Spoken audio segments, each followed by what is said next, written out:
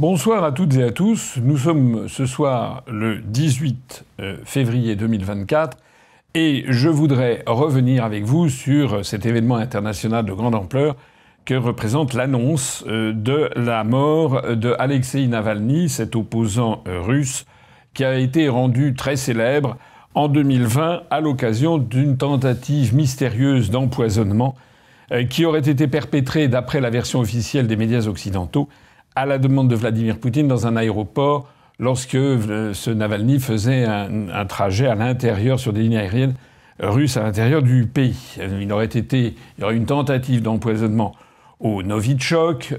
Ça avait été... En fait, il a été exfiltré. Les Allemands ont dit on va venir le chercher.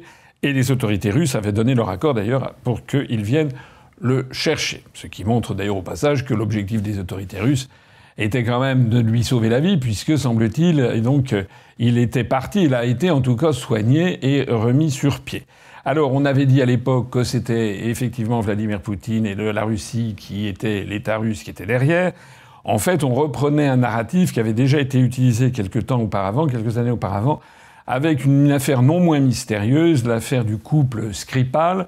Quand on dit couple, d'ailleurs, c'est pas mari et femme, mais c'est le père et la fille Skripal. Skripal ayant été un agent russe qui avait été retourné, travaillant pour l'Angleterre et qui finalement était allé se réfugier en Angleterre.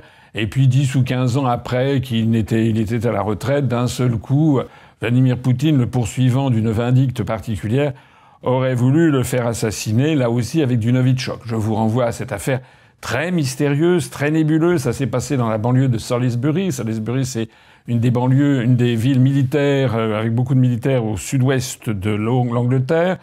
On n'a jamais très bien tiré le fin mot de cette histoire, puisque là aussi, le Novichok n'avait pas fait effet, et les Skripal sont restés en vie, comme d'ailleurs était resté en vie Navalny en 2020.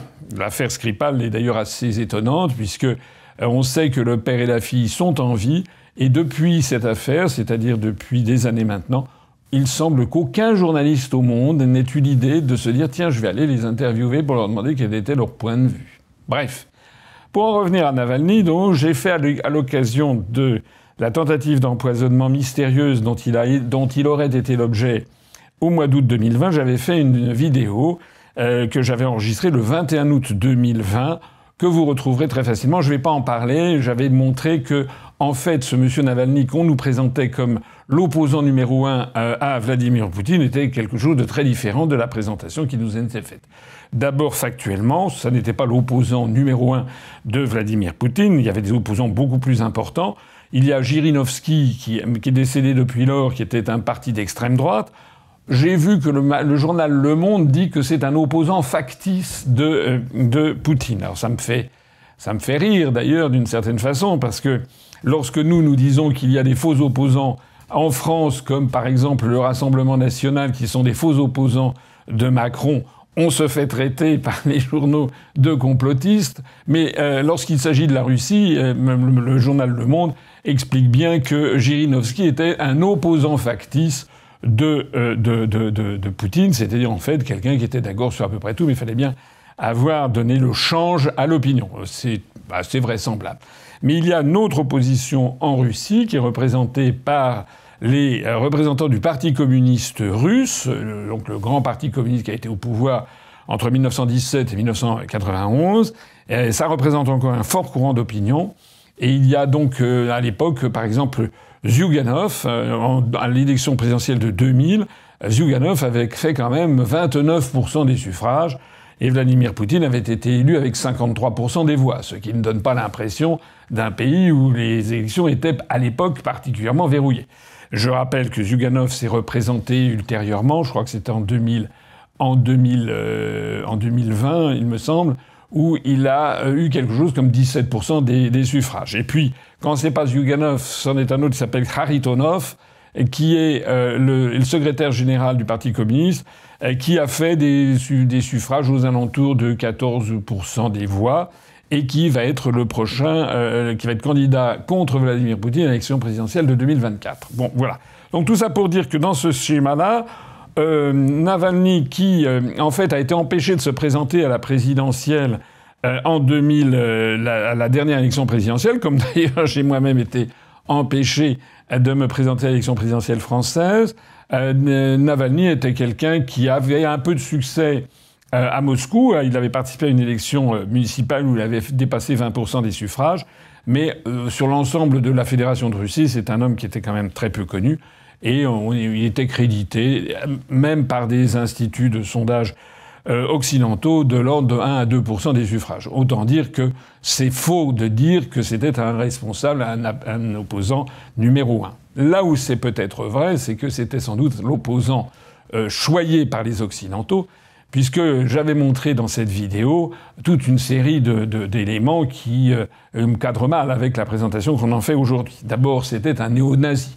Je vous renvoie à ma vidéo. Il a organisé des marches dans Moscou, où justement, avec des néo-nazis, avec le salut hitlérien. C'était également quelqu'un qui proposait, qui expliquait dans une vidéo comment il fallait exterminer les populations musulmanes du Caucase, notamment les Tchétchènes. Je vous renvoie aussi à cette vidéo. Сегодня мы поговорим о борьбе с насекомыми. Никто из нас не застрахован от того, что в наш дом заползет таракан. Фу, ну или в форточку залетит муха. Все мы знаем, что от мух отлично помогает мухобойка, а от тараканов – тапка. Но что делать, если таракан окажется слишком велик, а муха не в меру агрессивна?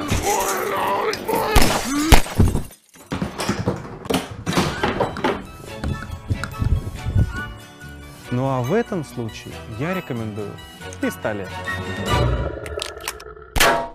C'était également quelqu'un qui s'était fait connaître pour de nombreuses escroqueries, dont l'entreprise française Yves Rocher. Je vous renvoie au dossier. Je signale quand même que lorsqu'il a été incarcéré, mis sous les verrous, il a été condamné justement pour escroquerie à 9 ans de prison. Et c'est ensuite parce qu'il a refusé les contraintes qu'il avait de se montrer à la police régulièrement qu'ensuite sa peine a été systématiquement aggravée. Je ne dis pas forcément que c'est bien.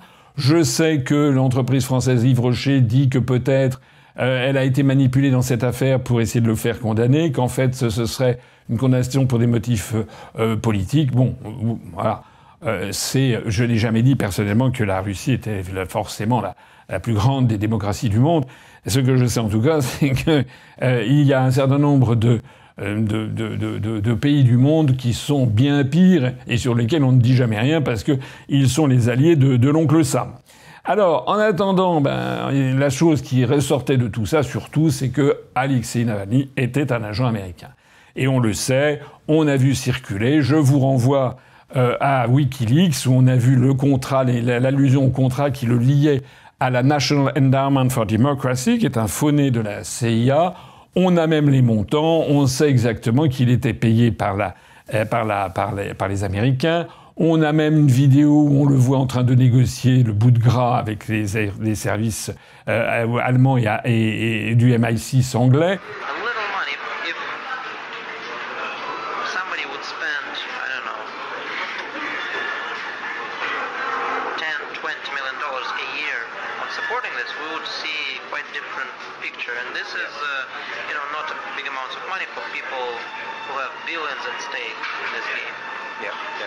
So that's the message that I'm trying to project in my fundraising effort and talking to people in business community. So you need to play on different chessboards. Mass protests, civil initiatives, propaganda. Bref, c'était un agent de l'étranger. Comme c'est une étiquette qui est apposée en Russie, étiquette qui est jugée tout à fait infamante en France et en Occident, on considère que c'est absolument scandaleux que certains soient étiquetés agents de l'étranger, mais de fait, c'était quand même un agent de l'étranger, puisque rémunéré par des fonds des services de renseignement occidentaux et en particulier américains. En attendant, eh bien, le problème qui se pose, c'est que d'un seul coup, cet homme dont finalement on ne parlait plus, on apprend qu'il est mort. On apprend qu'il est mort par l'administration pénitentiaire. Il avait été envoyé dans l'Arctique, dans des zones particulièrement froides. Sans doute une prison qui était certainement peu confortable, c'est le moins que l'on puisse dire, et on apprend soudain qu'il est mort sans d'ailleurs avoir vu le cadavre. Personne n'a vu le cadavre. Et alors, à partir du moment où l'information a été divulguée comme quoi Navalny était mort, on a vu se succéder dans l'ensemble des médias occidentaux des déclarations de tous les responsables politiques occidentaux, et que d'eux d'ailleurs, qui, dans les 2 heures qui ont suivi l'annonce du décès, ont tous immédiatement, comme un seul homme, condamné Vladimir Poutine. Alors il y a le communiqué, il y a eu le ministère russe des Affaires étrangères a d'ailleurs pondu un communiqué qui est assez extraordinaire à lire parce que il montre quand même d'un souci des Russes de tenir compte très précisément de la chronologie des événements, ce qui donne quand même à penser qu'ils ont des arguments à faire valoir quand ils évoquent l'idée d'une machination.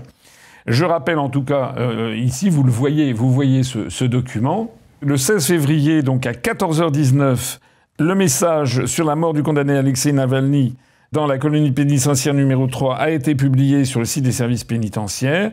Le 16 février à 14h19 et 15 minutes plus tard à 14h35, le ministère suédois des Affaires étrangères explique « Terrible nouvelle concernant Navalny. Si l'information sur sa mort dans une prison russe est confirmée, ce serait un autre crime monstrueux du régime de Poutine. » Alors c'est quand même assez extraordinaire en effet de voir que le ministère suédois des Affaires étrangères a réagi 15 minutes après la publication à 14h19 de l'information émanant de la colonie pénitentiaire numéro 3 dans l'Arctique du décès de Navalny. C'est quand même peu. D'autant plus qu'à 14h35, exactement à la même minute, c'était le ministre norvégien des Affaires étrangères qui réagissait en accusant le gouvernement russe. À 14h41, le ministre letton des Affaires étrangères. À 14h50, le ministre tchèque des Affaires étrangères. À 14h51, le ministre français des Affaires étrangères, Stéphane Séjourné, qui me disait sa mort en colonie pénitentiaire, la mort de Navalny, nous rappelle la réalité du régime de Vladimir Poutine. À 15h02, c'est le président du Conseil européen. À 15h10, c'est Vladimir Zelensky, le président Kiev, qui dit il est évident qu'il a été tué par Poutine. À 15h16, c'est le secrétaire général de l'OTAN Stoltenberg. À 15h20, le Premier ministre des Pays-Bas, Mark Rutte. À 15h30, la présidente de Moldavie. À 15h35, la ministre allemande des Affaires étrangères. À 15h43, la présidente de la Commission européenne von der Leyen. À 15h49, le Premier ministre suédois. À 16h14, le chancelier allemand Olaf Scholz. À 16h25, le secrétaire d'État américain Blinken. À 17h28, le président français Emmanuel Macron.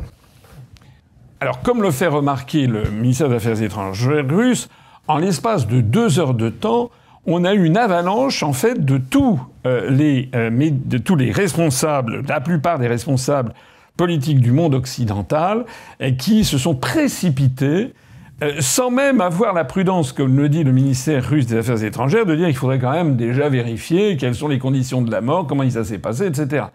Il est assez notable d'ailleurs de constater que les Américains ont réagi parmi les derniers, un petit peu comme si c'était... on envoyait d'abord tous les États satellites pour faire porter le message de l'Empire. En fait, ça rappelle énormément le mode de fonctionnement du camp socialiste de la grande époque, où il y avait Moscou, et puis toutes les 5 minutes, vous aviez la diplomatie de tel ou tel pays satellite qui approuvait, par exemple, l'invasion de l'Union soviétique en Afghanistan, ou bien qui condamnait telle ou telle décision prise par les États-Unis. Voilà, nous en sommes là. Alors, le moins que l'on puisse dire dans toute cette affaire, c'est que la situation est tellement grave que, avant d'incriminer un chef d'État étranger à un régime, il faut bien mesurer les conséquences. Les conséquences, c'est que c'est certainement très malheureux que ce monsieur Navalny soit décédé. Ça, c'est une chose est certaine. Mais ça n'est pas la même chose si il est mort de mort naturelle, s'il a été en effet assassiné à la demande du Kremlin, ou encore, pourquoi ne pas évoquer cette hypothèse, s'il a pu être aussi liquidé par un de ses amis. Alors je vois qu'il y a des gens qui vont me dire « Ouh là là, ça y est, le complotisme ». Non, je sais de quoi je parle. On connaît très bien que dans les services de renseignement, et on sait très bien que les Américains ou les Britanniques ne font pas dans la dentelle et si nécessaire, ils peuvent liquider leurs propres agents si ça les sert. Il faut là-dedans avoir tout simplement l'approche classique des Romains, hein, qui prodette, à qui profite le crime. Si on regarde objectivement la situation, on peut se dire que le décès de Navalny est vraiment la chose la pire qui pouvait arriver à Vladimir Poutine en ce moment. Vraiment. Pourquoi ? D'abord parce que plus personne ne parlait de ce prisonnier. On avait de temps en temps, très épisodiquement, un vague article dans la presse. En fait, on n'en entendait pas parler du tout. Bon. Donc, pourquoi d'un seul coup s'en prendre à quelqu'un ? C'est comme l'affaire Skripal, à des gens qui sont des non-sujets. Deuxièmement, il va y avoir l'élection présidentielle le 17 mars prochain en Russie. Il est évident que la mort de Navalny, avec le commentaire qui est fait par les Occidentaux, évidemment jette une ombre supplémentaire sur Poutine, conforte le narratif de Poutine qui serait en fait un assassin, qui serait la monstruosité du régime de Poutine. Disons que ça ne tombe pas bien juste avant les élections. S'il avait vraiment voulu se débarrasser de Navalny, il aurait dû attendre que les élections soient passées. Troisièmement, et surtout, ça c'est un point important quand même dans la réflexion que l'on doit mener, c'est que Poutine venait de réussir un très grand coup médiatique qui était l'entretien avec Tucker Carlson. Tucker Carlson, ce présentateur américain qui est allé interroger Vladimir Poutine. Sur son seul compte, il a dépassé 200 millions de vues et j'ai vu que selon certaines analyses, on estime qu'il y a 1 milliard de terriens qui ont entendu parler, vu des morceaux de cet entretien entre Tucker Carlson et Vladimir Poutine, ce qui fait de cet entretien probablement l'entrevue la plus vue dans le monde de toute l'histoire de l'humanité. Pratiquement 1 milliard de personnes auraient vu un morceau de cet entretien. Le moins qu'on puisse dire, c'est que c'était un très grand coup intelligemment porté par Poutine au narratif occidental. Poutine était apparu comme un homme qui était en pleine maîtrise de ses moyens, d'ailleurs, d'une part. Donc ça montrait toute la fausseté de tout le discours qu'on a entendu depuis 1 an et demi sur le fait qu'il avait des cancers à répétition, les pieds plats, la maladie d'Alzheimer, la maladie de Parkinson, qu'il était Asperger, qu'il avait le complexe de supériorité, complexe d'infériorité, enfin j'en passe et des meilleurs. On a vu quelqu'un qui est tout à fait en pleine forme intellectuelle. Même assez espiègle d'ailleurs. Et moi je garde de cet entretien que j'ai regardé avec beaucoup d'intérêt. Je garde notamment tout l'épisode sur l'histoire qui montre que, comme les grands chefs d'État, Poutine c'est quand même quelqu'un qui a fait référence à une histoire qui fait d'ailleurs remonter à la dynastie des Rouriks, avant les Romanov, ce qui montre qu'il en a sous le pied, comme on dit. Hein. C'est pas comme nos dirigeants à nous, qui, semble-t-il, ne connaissent pas un traître mot de l'histoire de France, l'histoire de l'Ukraine et de la Russie, j'en parle même pas. Et puis, également, Vladimir Poutine, qui a répondu de façon assez ironique, lorsqu'à un moment, Tucker Carlson lui dit « Mais alors, qui a détruit Nord Stream 2 ?» Vladimir Poutine, vous l'aviez vu sans doute, ce passage, il dit « C'est vous », il dit en répondant, c'est-à-dire vous, les Américains. Et à ce moment-là, Tucker Carlson dit « Non, je sais pas, j'avais piscine, enfin quelque chose comme ça, j'ai un alibi ». Et Poutine répond « Oui, mais la CIA, elle, n'a pas d'alibi ». Alors, ce très grand coup politique et médiatique qui a ruiné d'une certaine façon des années, des mois et des mois d'efforts de la CIA et de tous les services d'information américains et de leurs subordonnés européens pour bâtir une image de Poutine, tout ça a été ruiné par cet entretien. Or voilà que la mort, une semaine après, de Navalny ruine à son tour le bénéfice de cet entretien. Donc objectivement, Vladimir Poutine n'avait absolument pas besoin de ça, au contraire, puisque ça réembraye le narratif anti-poutinien. D'ailleurs, puisque je parlais tout à l'heure de l'affaire Skripal, il y a quelque chose qui est un peu troublant, si l'on y réfléchit, c'est que l'affaire de l'empoisonnement du couple Skripal avait eu lieu 2 semaines avant les élections présidentielles de 2018. L'affaire de la mort de Navalny a lieu 1 mois avant l'élection présidentielle de 2024. En revanche, qui avait intérêt à la mort de Navalny ? Eh bien, l'État profond américain.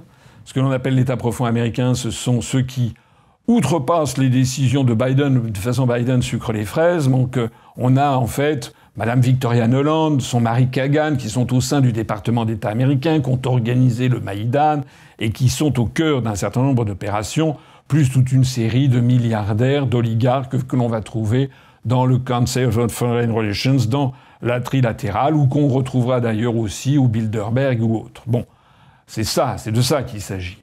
Et de ce point de vue, la mort de Navalny est pain béni. Pourquoi ? D'abord parce que, premièrement, comme je l'ai dit à l'instant, ça permet d'oublier tout de suite l'interview avec Tucker Carlson qui avait donné de Poutine l'image d'un homme raisonnable avec qui on pouvait discuter, notamment on pouvait bâtir un plan de paix. D'un seul coup, on le rediabolise à la vitesse grand V.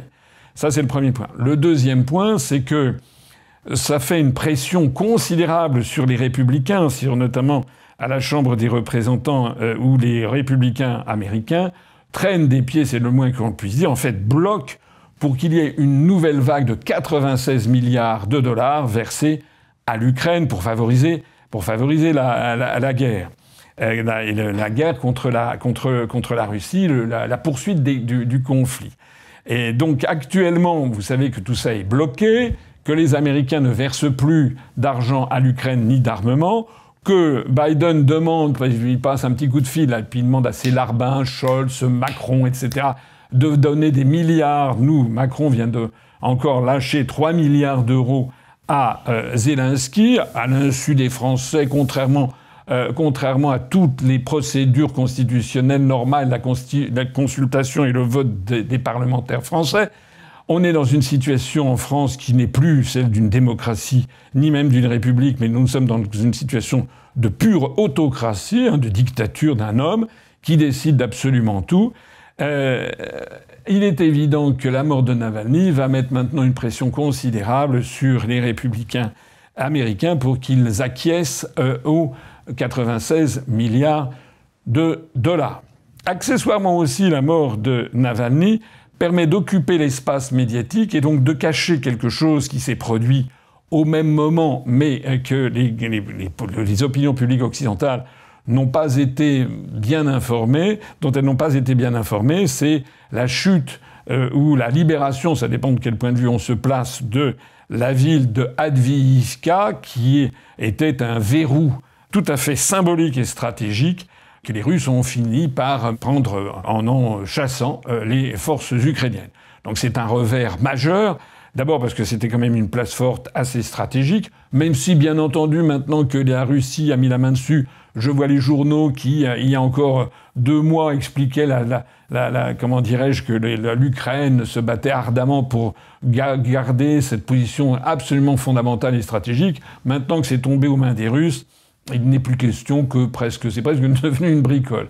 Mais ce qui est quand même un fait, c'est que c'est quand même un nouveau revers pour l'armée ukrainienne, dont on dit que le front pourrait à tout instant d'ailleurs s'effondrer, faute d'armes et faute de munitions. Donc la mort de Navalny permet, là aussi, de cacher de ça et en revanche de mobiliser les financements. Alors on en est là. Et alors, c'est là où je veux en venir, c'est qu'il se cache derrière tout ça une orchestration médiatique intense qui a été faite, dont vous avez été les témoins, dont nous sommes les témoins, et où l'on a vu d'un seul coup, je parle ici de la France, mais c'est la même chose dans les pays européens, de l'Union européenne, mais on a vu en France une espèce de... Un peu comme les dirigeants occidentaux qui ont tous montré patte blanche face à Washington en montrant du doigt Poutine, eh bien on a eu la réplique au niveau de la scène politique française, avec donc les responsables politiques d'à peu près tous les partis politiques qui ont tous renchéri sur cette histoire en faisant de Navalny quasiment un saint et un martyr de la démocratie et des libertés fondamentales, alors que je voulais quand même rappeler au début, c'était quand même un néo-nazi, un criminel, un génocidaire, un escroc et un agent des États-Unis d'Amérique. Ça fait quand même beaucoup. Bon.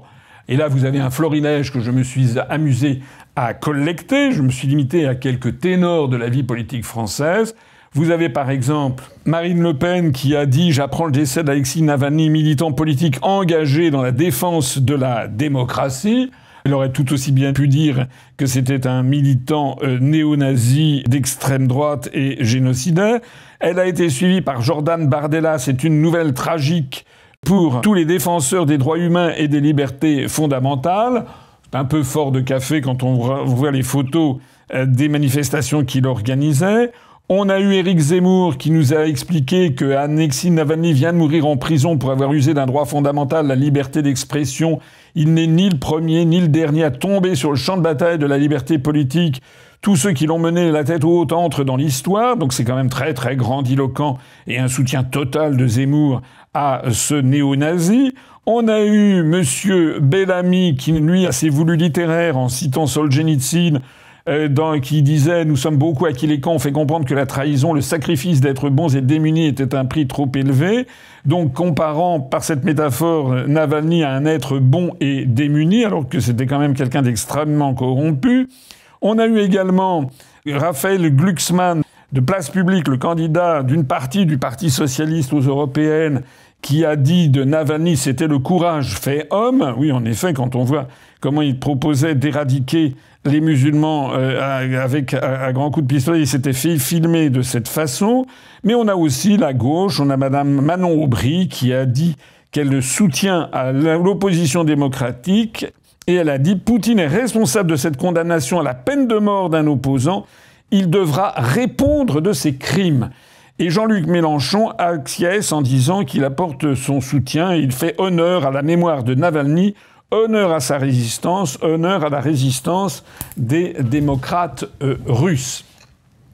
Alors, ce qui est important de comprendre, c'est que la population française, face à ce déferlement médiatique en faveur de Navalny, et à ce déferlement de toute la scène politique française, ne peut que se dire, ben voilà, c'était Navalny saint et martyr, saint et laïque. Mais il faut bien comprendre qu'il s'agit en fait d'une opération de préparation à la guerre. C'est de ça qu'il s'agit. Parce qu'on est en train de faire de Navalny une espèce de saint qu'il va falloir venger. C'est d'ailleurs la thématique exacte de ce qu'a dit Manon Aubry elle-même. Poutine devra répondre de ses crimes.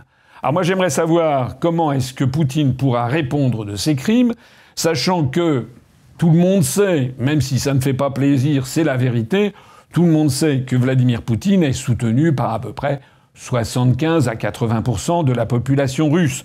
Je n'ai pas dit 100%. Il y a 20-25% des Russes qui sont en faveur soit du Parti communiste russe, soit en faveur d'autres partis, soit des partis libéraux.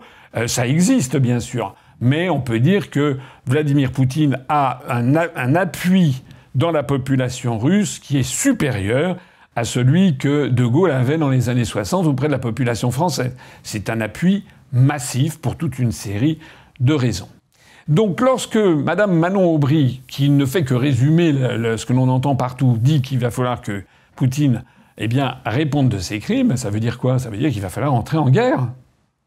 Alors tout ça prend une tournure extrêmement grave, parce que, comme par enchantement, ce décès si opportun tombe précisément au moment, quasiment le jour même, où Macron reçoit à l'Élysée Zelensky et signe avec Zelensky un accord de renforcement de notre coopération en matière militaire, annonce que la France va lui donner 3 milliards d'euros en plus, c'est-à-dire 20 fois ce que Macron a promis à nos agriculteurs qui sont en pleine détresse, avec un argent dont on ne sait pas d'où il sort, d'ailleurs, d'argent magique qui, paraît-il, nous empêche d'avoir la retraite, de garder la retraite à 63 ans, il faut la porter à 64, bientôt 65. Vous vous rappelez tout ce qu'on nous a dit? On n'a plus d'argent nulle part, ni pour les services publics, ni pour l'école, ni pour les hôpitaux. Il y a des gens qui meurent quasiment toutes les semaines. Il y a des personnes qui meurent parce qu'ils ont attendu 10 heures, 11 heures, 12 heures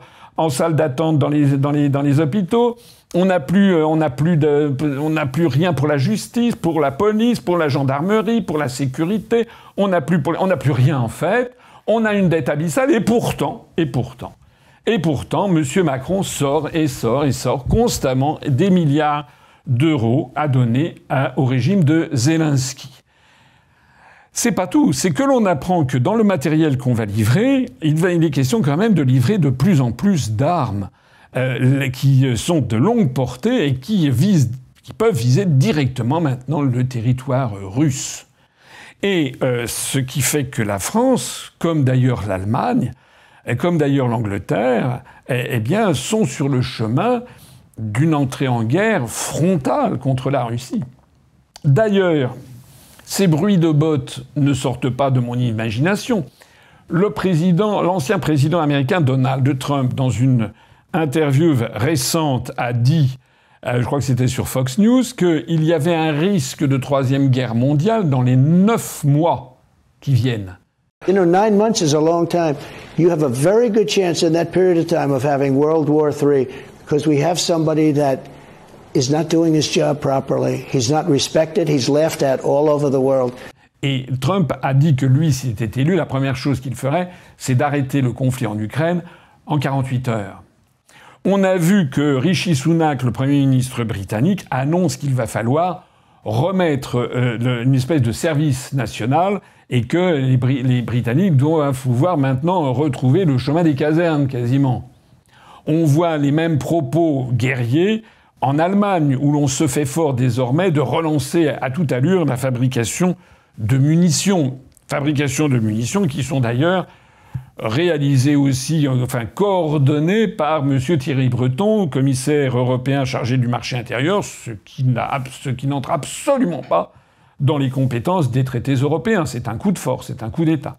On a d'ailleurs vu Mme von der Leyen qui a expliqué que si elle était réélue présidente de la Commission européenne, eh bien il faudrait créer un poste de commissaire européen chargé de la défense, ce qui est incroyable parce que ça n'est pas du tout prévu de faire de l'Union européenne un État ayant sa propre armée. Il y a une politique étrangère de sécurité et de défense, de coordination, mais pas sa propre armée avec un commissaire européen chargé de la défense. Ça veut donc dire qu'on voit bien qu'il y a des forces derrière qui activent, qui poussent à une entrée en guerre de tous les pays de l'Union européenne, et au premier rang desquels la France, puisque même Macron a trouvé le moyen d'aller expliquer eh bien, que finalement la dissuasion nucléaire française devait devenir une dissuasion européenne, ce qui est complètement déraisonnable. Et tout ceci se passe sans que les Français ne soient interrogés, ne soient prévenus, informés, consultés, mais sans même que ce soit le cas des parlementaires. Les députés et les sénateurs sont devenus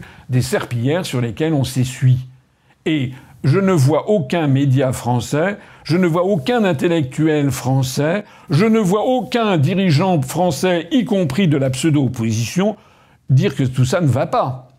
C'est quand même incroyable de voir, et c'est pour ça que je signale toutes ces déclarations de Manon Aubry, Mélenchon, Bardella, Zemmour, Le Pen, Glucksmann et Bellamy, ils approuvent tous le narratif qui nous mène vers la guerre, en fait. Personne n'a trouvé le moyen, lors de ces nécrologies de Navalny, de faire autre chose qu'une espèce d'agiographie, c'est une histoire des saints, comme on dit, une espèce de panégyrique extatique devant Navalny, sans avoir la prudence, d'une part, d'expliquer que c'était quand même un individu très peu fréquentable, deuxièmement, que c'était un agent américain, et troisièmement, qu'il faudrait quand même en savoir un petit peu davantage sur les raisons de sa mort. C'est quand même un comble de voir que ce sont les mêmes responsables politiques qui gardent le silence total sur le sabotage de Nord Stream 2. Au bout d'1 an et demi, on ne saurait toujours pas qui a détruit Nord Stream 2, alors que tout le monde sait en fait que c'est Washington. Mais en revanche, dans les minutes, dans le quart d'heure qui a suivi l'annonce de la mort de Navalny, tous ces gens, les mêmes qui ne savent pas au bout d'1 an et demi qui a détruit Nord Stream 2, au bout de 15 minutes, tout le monde savait que c'était Poutine qui était le responsable de la mort de Navalny. Alors en résumé, bien, nous avons donc affaire à quelque chose d'extrêmement grave, qui est un unanimisme de tous les médias et de tous les responsables politiques ayant accès aux médias, depuis l'extrême droite jusqu'à l'extrême gauche, depuis Madame Le Pen, Bardella, Zemmour, jusqu'à Manon, Brie, Mélenchon, etc., en passant par tout l'arc politique. J'aurais pu citer, j'ai vu que Sandrine Rousseau y était allée. Alors évidemment, j'ai même pas parlé de Macron, de Stéphane Séjourné, de Mireille Braun-Pivet, enfin tout ça. Et tout le monde a versé une larme et a présenté Navalny comme un petit saint. Et tout le monde a pointé du doigt sur le fait que Poutine était un assassin. Et donc, qu'il va falloir lui faire rendre gorge. Et tout ceci s'inscrit dans le contexte que je rappelais à l'instant, qui est la montée en puissance de l'agressivité vis-à-vis de la Russie. J'ai vu d'ailleurs que le ministre de la Défense, le ministre des Armées, comme on dit maintenant, Monsieur Lecornu, a dit que, Poutine devenait de plus en plus agressif. J'ai vu aussi que c'était un argument qui avait été utilisé par Macron, comme si la mort de Navalny était considérée comme un acte agressif à l'égard de la France. Il est vrai que Navalny avait apporté son soutien à l'élection de Macron, puisque ce monsieur Navalny, qui était en prison, était quand même quelqu'un qui avait table ouverte dans tous les médias occidentaux. On se demande par quelle alchimie d'ailleurs. Il y avait en permanence des gens qui, semble-t-il, pouvaient aller le voir. Et donc Navalny était un des grands suppôts de Macron. En d'autres termes, un agent occidental. Et alors, là où ça devient vraiment grave, c'est que, malheureusement, tout est en train de se mettre en place pour nous entraîner vers une guerre imminente. Et j'en veux pour preuve un entretien hallucinant que j'ai vu, qui est passé donc hier, 17 février 2024, sur Europe 1, d'un certain Nicolas Tenzer, qui a eu droit à être interrogé pendant 33 minutes, s'il vous plaît. 33 moi, évidemment, je n'ai jamais été interrogé sur Europe 1 depuis des années, mais lui, 33 minutes, et il est présenté comme un spécialiste des questions stratégiques. Mais aujourd'hui, par exemple, nous ne sommes pas aujourd'hui au point où nous devrions être. Par exemple, envoyons des troupes des pays européens, y compris des troupes françaises, dans les zones libérées d'Ukraine, non pas pour combattre, mais pour garantir en quelque sorte la sécurité de ces zones. Éviter qu'il y ait des missiles russes qui tombent dans ces zones. Que la Russie essaye de reconquérir ces territoires. Je pense qu'il y a des choses très concrètes à faire pour dissuader beaucoup plus la Russie. Et puis surtout, et ça dépend de nous, des alliés, des États-Unis, des pays européens, donnons à l'Ukraine l'ensemble des moyens nécessaires. Moi, j'espère beaucoup qu'à la suite de la rencontre entre les deux présidents, Macron et Zelensky, par exemple, il y aura une décision ferme d'envoyer des Mirage 2000D à l'Ukraine. C'est ce que demande M. Boudanov, le chef des services de renseignement ukrainiens, encore aujourd'hui. Et je pense qu'il faut aller dans cette voie. Il faudra aussi avoir plus de F-16. Ce monsieur Nicolas Tenzer est venu expliquer au micro d'Europe 1 qu'il fallait maintenant aller de l'avant. Il fallait envoyer des troupes des pays européens. Et il a bien précisé des troupes françaises en Ukraine, et il a dit dans les parties libérées de l'Ukraine. Alors comme les parties libérées de l'Ukraine, je ne sais pas très bien ce qu'il veut dire par là. Est-ce qu'il veut dire par là les parties qui avaient été conquises brièvement par l'armée russe avant qu'elle ne se retire? Je rappelle quand même qu'il y a 20% du territoire de l'Ukraine dans sa définition antérieure qui sont actuellement occupés par les Russes, dont une partie, la Crimée et le Donbass, ont été juridiquement rattachés en tout cas par la Fédération de Russie, même si ça n'est pas reconnu internationalement, rattaché à la Fédération de Russie. Donc ce monsieur, ce prétendu expert en stratégie, nous dit qu'il faut envoyer des troupes françaises, avec pour mission notamment d'empêcher les Russes d'envoyer des missiles. Alors, je ne sais pas comment on en fait pour empêcher les Russes d'envoyer des missiles, d'autant plus que les Russes viennent de mettre en service leur nouveau missile Zircon, qui fait du 9900 km/h, qui est un missile hypersonique, hyper véloce, que les radars n'ont même pas le temps de voir arriver, les radars occidentaux, et qui est beaucoup plus puissant et beaucoup plus rapide que ce que font les Américains. Donc on est face à une Russie surarmée, une Russie qui est en train d'augmenter en 2024 de 68% le budget de ses armées. Désormais, le budget de l'armée, le budget de la défense en Russie va atteindre 6% du PIB, alors qu'il est de 1,9% du PIB en France. Et on a une économie de guerre qui s'est mise en place en Russie avec des usines qui tournent 24 heures sur 24 pour fabriquer des munitions. D'ailleurs, tout ça à la stupéfaction générale des responsables, des prétendus experts occidentaux, puisque je rappelle qu'on nous a expliqué il y a encore quelques mois que les Russes, ils avaient plus rien, ils étaient quasiment à poil, et on nous expliquait que pour qu'ils fassent fonctionner encore leurs armes, ils étaient obligés d'aller prendre des puces sur des machines à laver ou sur des réfrigérateurs parce qu'il manquait de puces électroniques, enfin que c'était, en gros, c'était la débandade. Et bien maintenant, les mêmes qui nous expliquaient ça nous expliquent, eh bien, en fait, que les Russes ont développé une arme anti-satellitaire dans l'espace qui fait trembler les États-Unis, au point que le secrétaire d'État Blinken vient de se rendre en Chine pour essayer d'avoir le soutien de la Chine, puis il va après aller en Inde pour dire « Regardez, les Russes, ils sont une avance absolument considérable ». C'est vers ça que ce monsieur Nicolas Tenzer est en train de nous envoyer, c'est-à-dire au casse-pipe. Alors, je voudrais ici attirer votre attention sur... C'est un scandale énorme, ce qui est en train de se passer, parce que on présente, comme d'habitude aux Français, quelqu'un sorti d'un chapeau, comme un lapin sorti d'un chapeau, sans dire qui il est. Alors moi, je suis allé regarder qui est ce monsieur Nicolas Tenzer, qui a fait l'école normale supérieure, l'école nationale d'administration. Il a travaillé au cabinet, je crois, d'Édouard Balladur. Il a été ensuite plus ou moins à la Cour des comptes. Mais surtout, il est passé par les fourches caudines des États-Unis d'Amérique. Et en particulier, il a été, pendant 5 ans, de 2010 à 2015, membre du directoire de l'Institut Aspen France. Alors c'est quoi l'Institut Aspen? Allez vous renseigner, vous découvrirez que c'est un de ces nombreux think tanks ultralibéraux et plus ou moins dans la main des néoconservateurs américains. Vous verrez notamment que l'Institut Aspen France est financé par la Carnegie Corporation de New York, par le fonds des frères Rockefeller, Rockefeller Brothers Fund, par, tiens, coucou les revoilous, la fondation Bill et Melinda Gates, et puis également la Lumina Foundation et la fondation Ford. Alors, la fondation Ford, tout ça, ce sont des fondations soit émanant de richissimes milliardaires. Bon, je ne vais pas vous présenter la fondation Bill et Melinda Gates, qui est un des principaux bailleurs de fonds de l'Organisation mondiale de la santé et qui contribue d'ailleurs à avoir transformé la santé mondiale, d'avoir mis aux mains des grands laboratoires pharmaceutiques et de Big Pharma.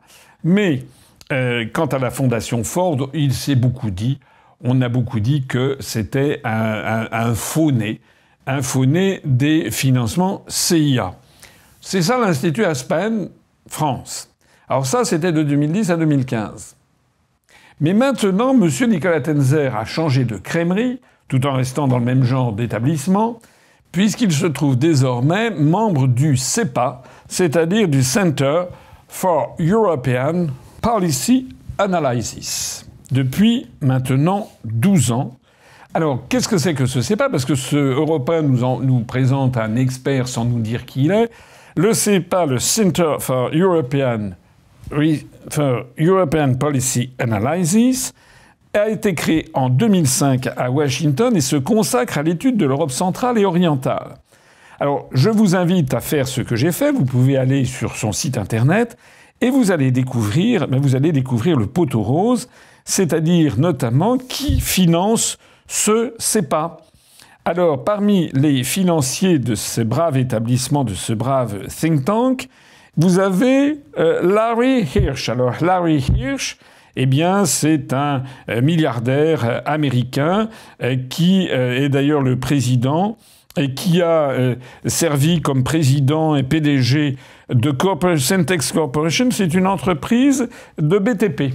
C'est en fait une entreprise de BTP qui est notamment basée à Houston et dont on comprend qu'en fait, elle lorgne sur les marchés qu'il va y avoir de reconstruction de l'Ukraine.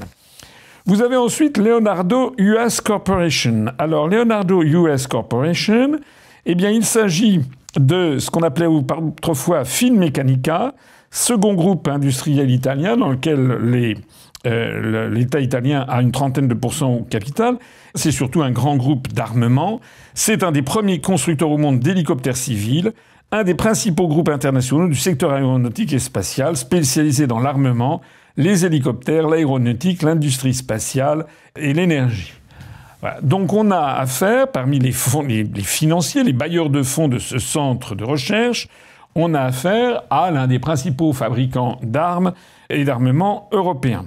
Le suivant, Lockheed Martin Corporation. Lockheed Martin, on ne présente plus. C'est une entreprise qui a été la fusion de l'entreprise Lockheed, qui fabriquait des avions civils et militaires, avec un motoriste qui s'appelait Martin Marietta. Cette fusion a eu lieu en 1995, et c'est l'une des grandes entreprises du complexe militaro-industriel américain. Il fabrique notamment une vingtaine d'avions militaires. Ça va du F-16, donc des avions de chasse, jusqu'à des avions Orion, des avions de transport, des avions...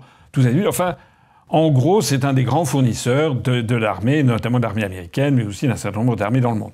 Donc, on a un des très grands acteurs du complexe militaro-industriel américain, qui fabrique notamment beaucoup d'avions de chasse, etc., les moteurs, qui finance ce Center for European Policy Analysis, ce centre pour l'analyse des politiques européennes, à égalité avec Leonardo, l'ancienne Finmeccanica. C'est-à-dire, en fait, c'est le complexe militaro-industriel américain ou international qui est derrière, plus le BTP, on l'a vu avec monsieur Larry Hirsch, mais on continue parmi cette liste de donateurs. J'ai pas pris tous les donateurs, je ne veux pas vous fatiguer, mais ça vaut le coup de jeter un œil sur d'autres. Regardez parmi les autres qu'il y a. Vous avez National Endowment for Democracy, c'est-à-dire ce faux-né de la CIA qui avait déjà passé un contrat avec qui? Avec Navalny. Coucou, le monde est petit. Donc c'est en fait un faux-né de la CIA pour rétribuer toutes les actions des services d'action et de renseignement à l'étranger des États-Unis d'Amérique, et en particulier,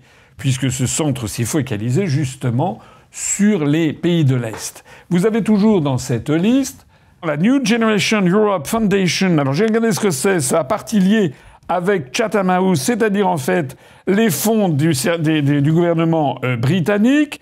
Vous avez également un certain Robert Gelbart. Alors ça vaut 3 étoiles dans le Michelin, j'ai regardé.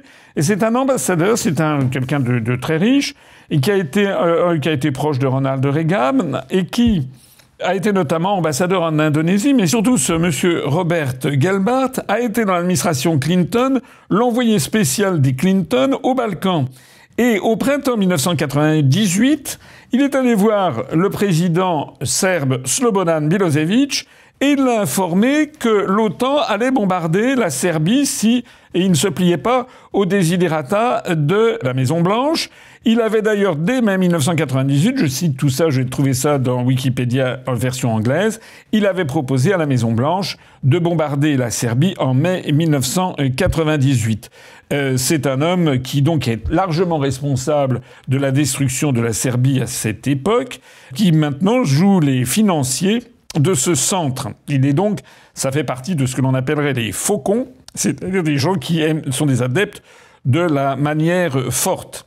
Alors vous avez également la Sarah Scaif Foundation, c'est une fondation qui finance des actions humanitaires de réflexion de ci et de ça, mais la Scaif Foundation, elle a partie liée avec tout ce qu'est le complexe, notamment néolibéral. Elle a financé notamment le George Marshall Institute, c'était des fonds Marshall, le Project for the New American Century. Alors le Project for the New American Century, eh bien c'est le projet justement des néoconservateurs américains. Et puis encore un dernier mot, mais qui vaut aussi son pesant de cacahuètes dans tout ce que je vous dis là. Eh bien c'est que on voit que parmi les financiers de ce centre, vous avez Meta Platforms. Alors Meta Platforms, eh bien, vous le savez sans doute, c'est en fait le nouveau nom de Facebook. C'est l'entreprise de Mark Zuckerberg qui finance ce centre. Et Mark Zuckerberg, non seulement finance ce centre, mais en ce moment, il est en train de se faire construire un ranch absolument gigantesque pour plus de 220 millions de dollars dans la principale des îles de l'archipel des îles Hawaï, dans l'île Hawaï justement. Ça s'appelle le Ko'olau Ranch. Et il a défrayé la chronique au cours des dernières semaines parce qu'on a appris qu'à l'intérieur même de ce gigantesque ranch avec 2 manoirs, etc., une trentaine de chambres, une trentaine de salles de bain, enfin un truc à l'américaine, mais surtout il est en train de se faire construire un bunker anti-atomique, s'il vous plaît, de 424 mètres carrés enterrés sous terre, sous lequel on ne sait rien, puisqu'il a demandé aux gens qui travaillent sous peine de licenciement immédiat de garder le silence. Mais enfin, il est connu dans la presse, eh bien que Mark Zuckerberg est en train de prévoir une apocalypse nucléaire, et donc il a prévu de se construire un bunker sous terre, au fin fond des îles Hawaï, donc assez loin quand même du théâtre des opérations de l'Europe et de l'Ukraine, et il a prévu justement d'avoir tous les biens nécessaires pour vivre certainement plusieurs mois, sinon plusieurs années, terrés, pendant que l'ensemble de la planète, ou en tout cas que l'Europe occidentale, aurait été vitrifiée par des bombes thermonucléaires. Alors, quand on lit la presse américaine ou qui a fait rapport de ça, on se dit c'est une fantaisie d'un milliardaire américain. Oui, mais non. Parce qu'on a quand même affaire, comme vous le voyez, parmi les financiers de ce CEPA, Center for European Policy Analysis, on a affaire à des gens qui sont là pour la reconstruction, le BTP, déjà des représentants des entreprises du complexe militaro-industriel, des fonds qui sont main dans la main avec les services de renseignement américains, avec la CIA, avec également les néoconservateurs américains, et puis des généreux donateurs comme Mark Zuckerberg qui a prévu, lui, il a peut-être eu vent de quelques conversations dans son center, et il sait que le center en question promeut en fait une guerre à outrance contre la Russie et il se prémunit en se construisant, merci pour lui, un bunker sous terre. Voilà quel est M. Nicolas Tenzer, qui a droit à 33 minutes sur les radios françaises, sur Europe 1, pour expliquer aux Français, sous l'intitulé d'un spécialiste de géopolitique, alors qu'en fait il est le représentant bien précis de tout un univers, de toute une oligarchie euro-atlantiste à forte connotation américaine d'ailleurs, qui en fait veut la guerre contre la Russie, veut qu'il y ait des centaines de milliers de morts, ça ne les dérange absolument pas, pour continuer à fourguer leur matériel militaire et pour continuer à faire tourner le business, notamment pour la reconstruction.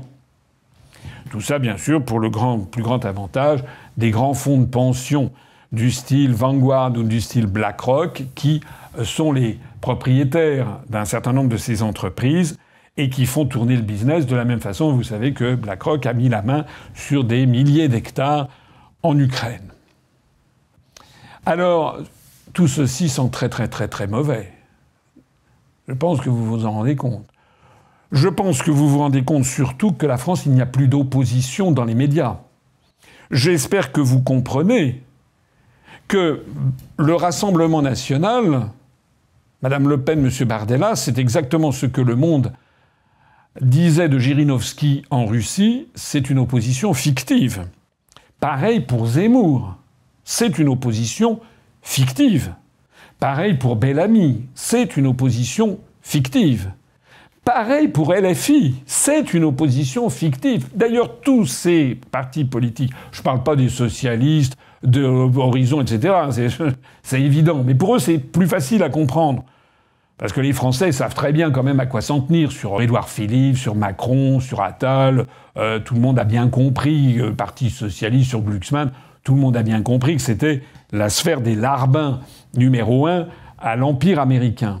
Mais ce qu'il faut bien comprendre, et ça que les Français doivent comprendre, c'est que c'est vrai aussi de tous les autres, puisque tous les partis politiques ayant pignon sur médias ont tous entonné le chant de la gloire de Navalny. Et d'ailleurs, aucun de ces partis politiques ne proteste contre l'accord à 3 milliards d'euros entre Macron et Zelensky. Aucun de ces partis ne lance la procédure de destitution contre Macron. Ça veut dire que dans leur tête, ils sont déjà otanisés, ils se sont déjà enrégimentés derrière l'OTAN, et ils nous entraînent au désastre national et au casse-pipe. Je terminerai ici, réfléchissez-y, faites circuler cette vidéo, regardez toutes les informations que je vous donne. En particulier, comment se fait-il que Europe 1 donne la parole à un va-t-en-guerre comme ce monsieur, dont j'imagine que s'il a des enfants, eux seront planqués aux États-Unis ou peut-être aux îles Hawaï, pendant qu'on en verra se faire tuer les enfants des Français, et en particulier, comme c'est malheureusement souvent le cas, des catégories les plus populaires de la population. Hein. Voilà la vérité. Vous avez un moyen, je l'ai dit, je le redis, je vais le redire, il y a un moyen que les Français donnent un grand coup d'arrêt à toute cette affaire. Ce moyen, il est dans votre main. Il suffit le 9 juin prochain que, en masse, vous alliez vous rendre au bureau de vote et que vous glissiez un bulletin de vote UPR, Asselineau, Frexit. Voilà. Donnez-nous notre chance. Ne votez pas pour Le Pen, Bardella, Zemmour, les filles. Ils sont derrière l'OTAN. Ils ne disent pas un mot sur la marche vers la guerre qui est en train de nous entraîner peut-être à un désastre historique. Ils n'ont pas dit ce qu'il fallait dire sur Navalny. Ils n'ont pas dit que c'était un agent américain. Ils n'ont pas dit qu'il fallait d'abord faire preuve de prudence devant une chose comme ça. Et quand bien même ce serait un assassinat fait par Poutine, il y en a d'autres. Hein. J'aimerais d'ailleurs que ceux qui versent des larmes sur Navalny versent aussi, s'inquiètent de savoir ce qui s'est passé avec Epstein dans sa prison. J'aimerais aussi qu'ils disent un mot sur ce qui se passe avec Julian Assange, qui est condamné à la mort à petit feu. J'aimerais qu'ils parlent aussi de la centaine de journalistes qui sont morts à Gaza en 2023, sur lequel personne ne bronche, pour ne pas parler d'ailleurs des dizaines de milliers de morts à Gaza. Donc en fait, on se focalise, on veut faire pleurer dans les chaumières sur une personnalité. Je ne suis pas là pour défendre Poutine. Je suis là pour défendre la France. Je n'ai pas de valise de Poutine, mais je n'ai pas non plus de valise des États-Unis, moi. Et donc je suis là pour dire aux Français la vérité, c'est que si personne ne réagit, nous allons vers un nouveau 1914. Un 1914 avec un risque de dérapage vers une guerre thermonucléaire. Vous avez un moyen de bloquer tout ça, votez en masse le 9 juin pour notre liste, parce que si le soir, il y avait une percée phénoménale, que l'on faisait 20 ou 25% des suffrages, je l'ai dit et je le répète, l'ensemble du système de censure qui est actuellement tombé sur la France, il s'effondrera devant vous le soir du 9 juin si nous faisons un score tout à fait considérable. C'est ça le vrai sens des élections européennes. Vous n'avez pas d'autre moyen en fait d'agir puisque tout est verrouillé partout ailleurs. Vive la République, vive la paix du monde et vive la France.